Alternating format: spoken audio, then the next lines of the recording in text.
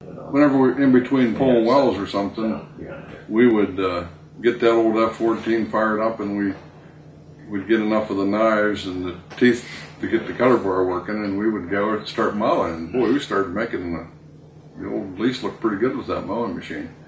But I remember one night I was mowing just before we were going in to eat at supper time. And it was right over here on the Hovis lease. And I was mowing across the top.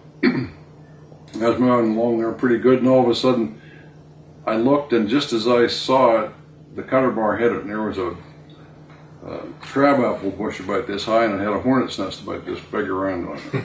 And as soon as I hit that cutter bar hit that bush, I looked and I saw it, and that old tractor had a straight shift. And I just like kicked that thing into neutral, and I was right out over the tank and taking off running. And it was just like a cloud, because here the cutter bar was sitting there. It was just shaking, and the nest was laying on top of it. And there were bees everywhere. You couldn't even get near that tractor. And it was sitting there running. Well, by that time, Dad come up from the powerhouse in the truck, and we looked at it and we said, there's no way we can get near that. So he said, well, how much gas is in it? I said, well, probably maybe a gallon. So we said, well, let's leave it run.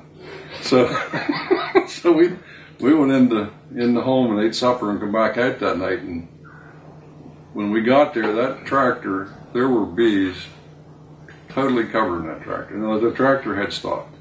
So anyway, we waited till the next morning, and we went in and we snuck up to the tractor and hooked a chain around the front of the frame and drug it away from the bee's nest.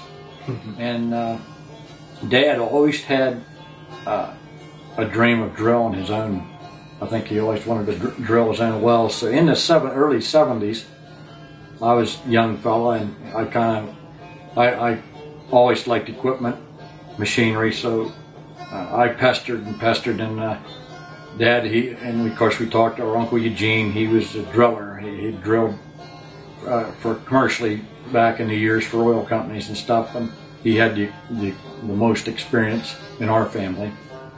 And so we started looking through the classifieds, and we come up with some oil rigs that were for sale. And I think Dad probably was a little bit leery, but he thought he had 2 or 3 young guys that were, interested. They would do the grunt work. He took a chance, and so we bought one down in West Virginia. So in the early 80s, we decided to start and drill our own well. Well, that was quite an experience in this film. I had mentioned we learned a lot of things about the oil industry that you don't learn by only maintaining and servicing wells. And then that kind of opened up a whole new.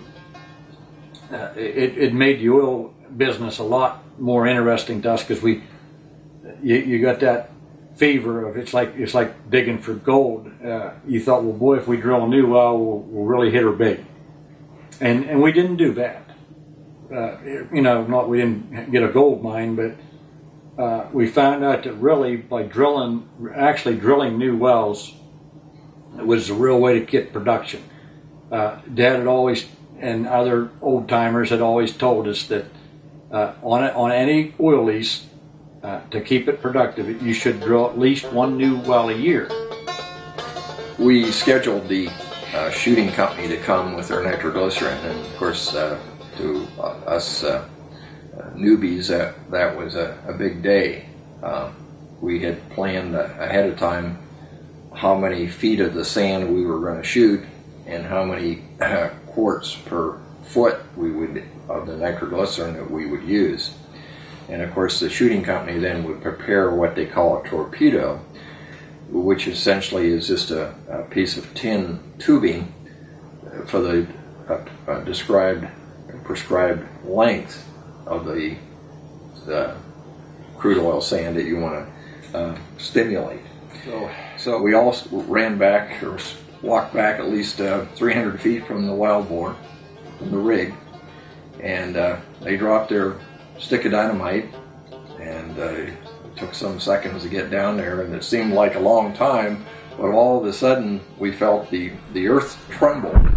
We felt it first, and then probably 5 or 10 seconds later, we heard the roar of the water that we had dumped in on top of the nitroglycerin. And that's the purpose of that, is to hold the shot, the explosion, in the oil formation. And we heard that water then rushing out of the well. And the plume of the water that came out of the well went up past the top of our mask on our drilling machine, which was 65 feet. And I have a photograph here that shows at the extreme is probably maybe another 30 or 40 feet higher than the top of our mast. So that there's an awful lot of power in that shot. So it all kind of escalated, and up to the point today, I mean, into the early 80s, that's when the laws, they started to, they wanted everything bonded, and you had to get permits for your wells. So there was a period of about 4 or 5 years there. The legislators didn't even know exactly how they were going to come across with the law. It was kind of up in the air. So we drilled the first couple wells over there, and then we had plans on just to keep drilling. We would probably bring a rotary in and at least do the big hole, and then follow up with the sputter and finish. Well, then after a period of waiting, and then the dad passed away, and then, like I said, it was you kind of got out of the mode of the drilling, and the price went down too. The price went down for several years of oil, and it really was marginal whether it would be worth doing all that effort.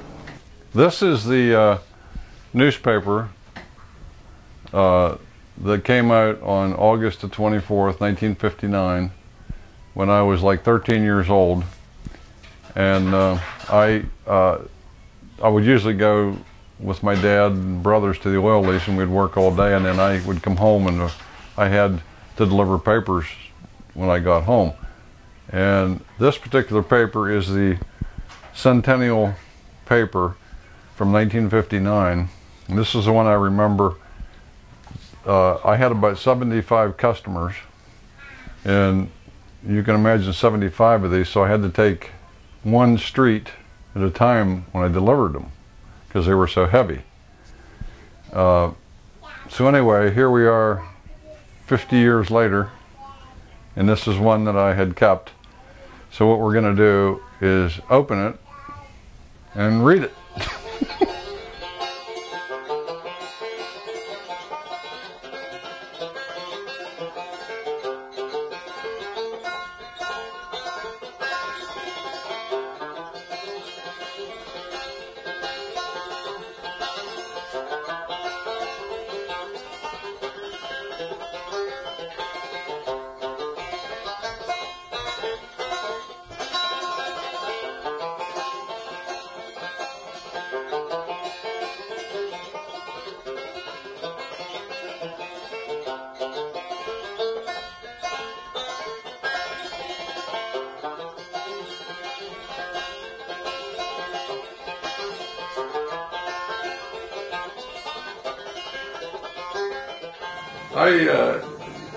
You would never trade anything for the experiences that you've had growing up, the way we grew up. We didn't have a lot of money, we worked hard, but you certainly have a lot of good memories of it.